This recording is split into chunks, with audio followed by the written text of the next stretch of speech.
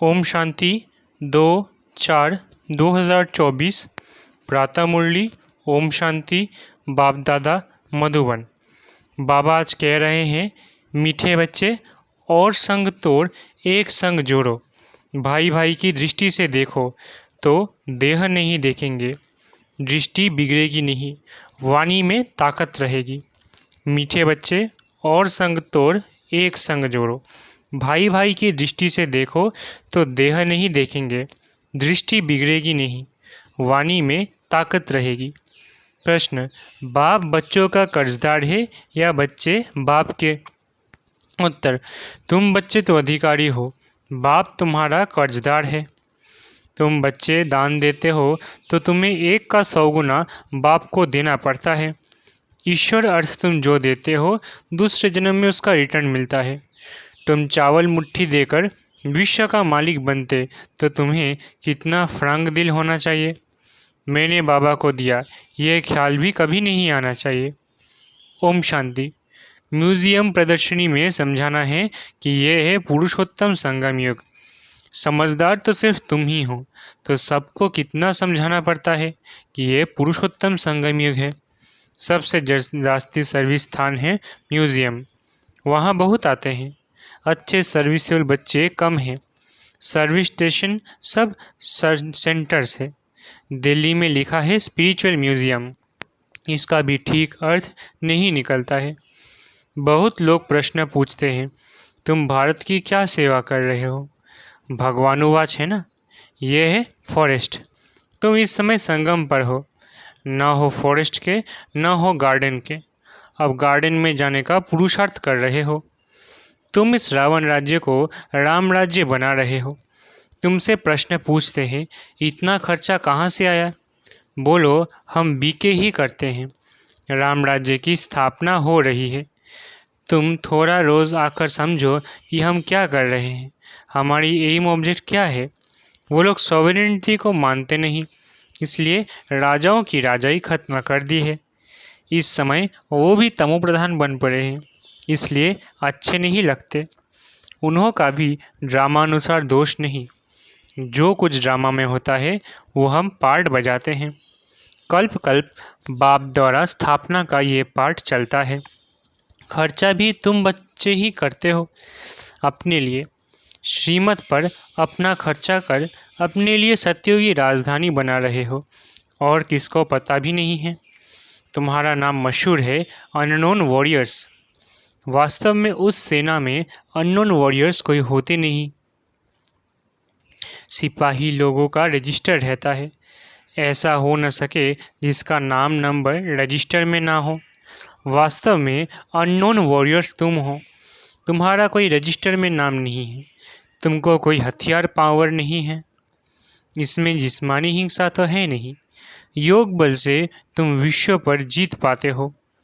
ईश्वर सर्वशक्तिमान है ना, याद से तुम शक्ति ले रहे हो। सतोप्रधान बनने के लिए तुम बाप से योग लगा रहे हो। तुम सतोप्रधान बने तो राज्य भी सतोप्रधान चाहिए, सो तुम श्रीमत पर स्थापन करते हो। इनकॉग्निटो उनको कहा जाता है जो है परंतु देखने में ना आए। तुम शिव बाबा को भी इन आँखों से देख नहीं सकते। तुम भी गुप्त तो शक्ति भी तुम गुप्त ले रहे हो। तुम समझते हो हम पतित से पावन बन रहे हैं, और पावन में ही शक्ति होती है। तुम सत्युग में सब पावन होंगे। उनके ही 84 जन्मों की कहानी बाप बतलाते हैं। तुम बाप से शक्ति ले पवित्र बन, फिर पवित्र दुनिया में राज्य भाग्य करेंगे। बाहुबल से कभी कोई विश्व पर जीत पा न सके। ये है योग बल की बात। वो लड़ते हैं, राज्य तुम्हारे हाथ में आना है। बाप सर्वशक्तिमान हैं तो उनसे शक्ति मिलनी चाहिए। तुम बाप को और रचना के आदि मध्यंत को भी जानते हो। तुम जानते हो हम ही स्वदर्शन चक्रधारी है। ये सब को स्मृति नहीं रहती है। तुम बच्चों को स्मृति रहनी चाहिए, क्योंकि तुम बच्चों को ही यह नॉलेज मिलती है।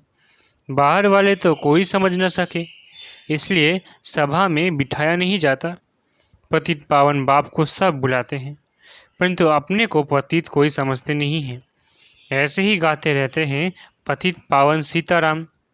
तुम सब हो ब्राइड्स बाप है ब्राइड ग्रूम, वो आते ही है सर्व की सदगति करने। तुम बच्चों को श्रृंगार कराते हैं, तुमको डबल इंजन मिली है। रोल्स रॉयस में इंजन बहुत अच्छी होती है। बाप भी ऐसे हैं, कहते हैं पतित पावन आओ, हमको पावन बनाकर साथ ले जाओ। तुम सब शांत में बैठे हो, कोई झांझ आदि नहीं बजाते। तकलीफ की बात नहीं, चलते फिरते बाप को याद करते रहो, जो मिले उनको रास्ता बताते रहो।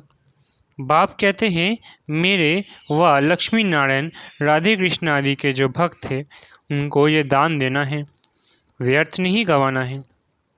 पात्र को ही दान दिया जाता है, पतित मनुष्य पतित को ही दान देते रहते हैं।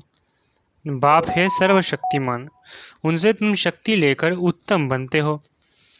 रावण जब आता है उस समय भी संगम हुआ, त्रेता और द्वापर का। ये संगम है कलयुग और सतयुग का। ज्ञान कितना समय और भक्ति कितना समय चलती है, ये सब बातें तुमको समझकर समझानी है। मुख्य बात है बेहद के बाप को याद करो। जब बेहद का बाप आते हैं तो विनाश भी होता है। महाभारत लड़ाई कब लगी? जब भगवान ने राजयोग सिखलाया था। समझ में आता है नई दुनिया का आदि, पुरानी दुनिया का अंत, अर्थात विनाश होना है। दुनिया घोर अंधियारे में पड़ी है, अब उनको जगाना है। आधा कल्प से सोए पड़े हैं। बाप समझाते हैं अपने को आत्मा समझ, भाई भाई की दृष्टि से देखो। तो तुम जब किसको ज्ञान देंगे तो तुम्हारी वाणी में ताकत आएगी। आत्मा ही पावन और पतित बनती है। आत्मा पावन बने तब शरीर भी पावन मिले। अभी तो मिल ना सके। पावन सभी को बनना है, कोई योग बल से, कोई सजाओं से। मेहनत है याद की यात्रा की। बाबा प्रैक्टिस भी कराते रहते हैं। कहाँ भी जाओ तो बाबा की याद में जाओ। जैसे पादरी लोग शांति में क्राइस्ट की याद में जाते हैं और क्राइस्ट को याद करते हैं, भारतवासी तो अनेकों को याद करते हैं। बाप कहते हैं एक के सिवाय और किसी को याद न करो। बेहद के बाप से हम मुक्ति और जीवन मुक्ति के हकदार बनते हैं। सेकंड में जीवन मुक्ति मिलती है। सत्युग में सब जीवन मुक्ति में थे, कलयुग में सब जीवन बंद में हैं। ये किसको पता भी नहीं है। ये सब बातें बाप बच्चों को समझाते हैं। बच्चे फिर बाप का शो करते हैं, सब तरफ चक्कर लगाते हैं। तुम्हारा फर्ज है मनुष्य मात्र को यह पैगाम देना कि यह पुरुषोत्तम संगम युग है। बेहद का बाप बेहद का वर्षा देने आया है। बाप कहते हैं मामेकम याद करो तो विकर्म विनाश होंगे, पाप कट जाएंगे। ये है सच्ची गीता जो बाप सिखलाते हैं। मनुष्य मत से गिरे हो, भगवान की मत से तुम वर्षा ले रहे हो। मूल बात है उठते बैठते चलते फिरते बाबा को याद करते रहो और परिचय देते रहो। बैच तो तुम्हारे पास है, फ्री देने में हर्जा नहीं है, परंतु पात्र देखकर। बाप बच्चों को उल्हेना देते हैं कि तुम लौकिक बाप को याद करते हो और मुझ पारलौकिक बाप को भूल जाते हो। लज्जा नहीं आती? तुम ही पवित्र प्रवृत्ति मार्ग के गृहस्थ व्यवहार में थे, फिर अब बनना है। तुम हो भगवान के सौदागर। अपने अंदर देखो, बुद्धि कहाँ भटकती तो नहीं है। बाप को कितना समझाया, बाप को कितना समय याद किया। बाप कहते हैं और संग तोड़ एक संग जोड़ो, भूल नहीं करनी है। ये भी समझाया है भाई भाई की दृष्टि से देखो तो देह नहीं देखेंगे, दृष्टि बिगड़ेगी नहीं। मंजिल है ना, ये ज्ञान अभी ही तुमको मिलता है।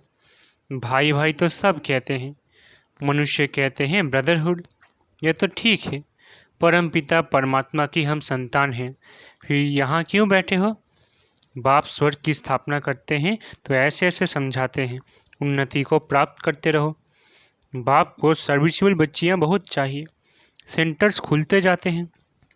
बच्चों को शौक है, समझते हैं बहुतों का कल्याण होगा, परंतु टीचर संभालने वाली भी अच्छी महारथी चाहिए। टीचर्स भी नंबरवार है।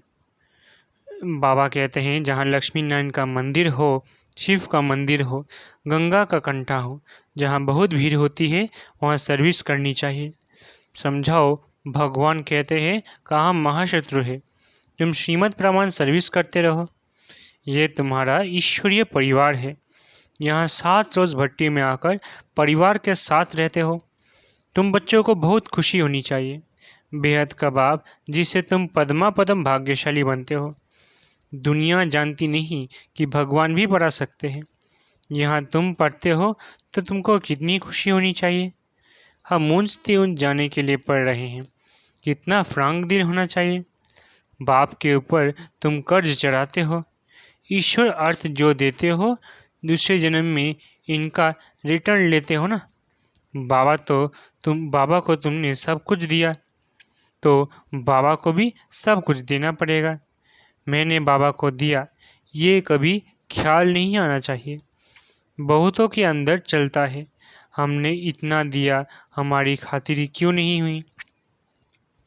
तुम चावल मुट्ठी देकर विश्व की बादशाही लेते हो। बाबा तो दाता है ना, राजाए रॉयल होते हैं। पहले पहले जब मुलाकात होती है तो हम नजराना देते हैं। वे कभी हाथ में नहीं लेंगे, सेक्रेटरी तरफ इशारा करेंगे। और शिव बाबा जो दाता है वो कैसे लेंगे। यह बेहद का बाप है ना, इनके आगे तुम नजराना रखते हो, परंतु बाबा तो रिटर्न में 100 गुना देंगे। तो मैंने दिया, ये ख्याल कभी नहीं आना चाहिए। हमेशा समझो हम तो लेते हैं, वहाँ तुम पद्मा पदमपति बनेंगे। तुम प्रैक्टिकल में पद्मा पदम भाग्यशाली बनते हो। बहुत बच्चे फ्रैंक दिल भी है तो कई मनहूस कंजूस भी है।